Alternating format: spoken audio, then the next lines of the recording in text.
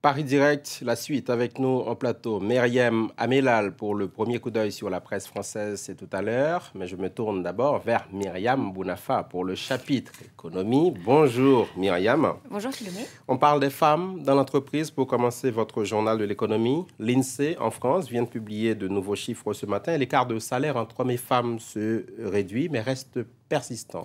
Persistant, important, 28%. C'est le chiffre annoncé ce matin par l'INSEE. Les femmes gagnent en moyenne 28% de moins que leurs collègues masculins. En 2010, les Françaises dans le secteur privé ont gagné 15 600 € en moyenne. Alors pourquoi gagnent-elles quasiment un tiers de moins que leurs collègues masculins? Eh bien d'abord parce que généralement elles travaillent moins, elles sont davantage frappées par le chômage de longue durée, elles font plus de postes à temps partiel et moins d'heures supplémentaires. Voilà à peu près pour le portrait général. Concernant le salaire horaire uniquement, là on parle de 28%, ça veut dire quoi? On regarde combien une Française gagne en moyenne, mais n'importe quelle Française, c'est 28% de moins que les Français. Mais si on regarde les travailleuses, elles, le salaire horaire est de 18% inférieur à celui des hommes. C'est plus que la moyenne européenne. La moyenne européenne est autour de 16,2%.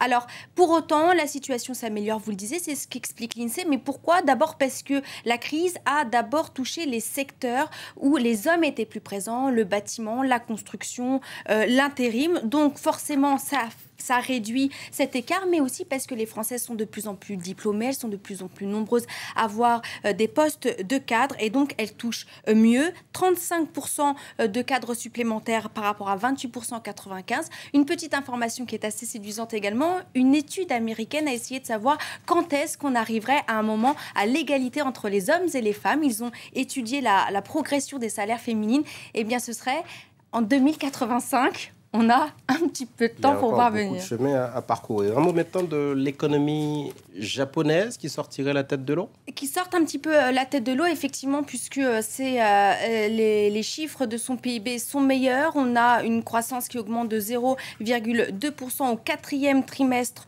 de cette année. Ça nous permet de passer assez rapidement sur les marchés asiatiques, si vous le voulez bien. À mi-séance, la bourse de Tokyo continue sa forte progression. Vous le voyez, le Nikkei plus 2,21%. Un coup d'œil également sur les marchés américains. La bourse de New York, elle continue de battre des records. Le Dow Jones enregistrant pour la 3e séance consécutive un sommet historique en clôture. Des bons résultats qui se justifient grâce à des indicateurs économiques très bons aux États-Unis, notamment sur le front de l'emploi et sur le front de l'immobilier.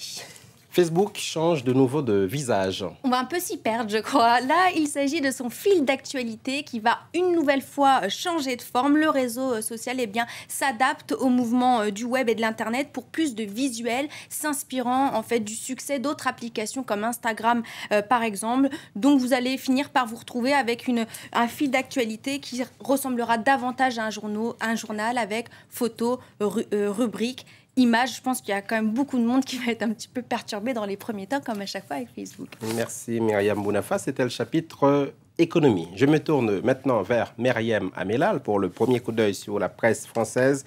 Nous sommes le 8 mars, journée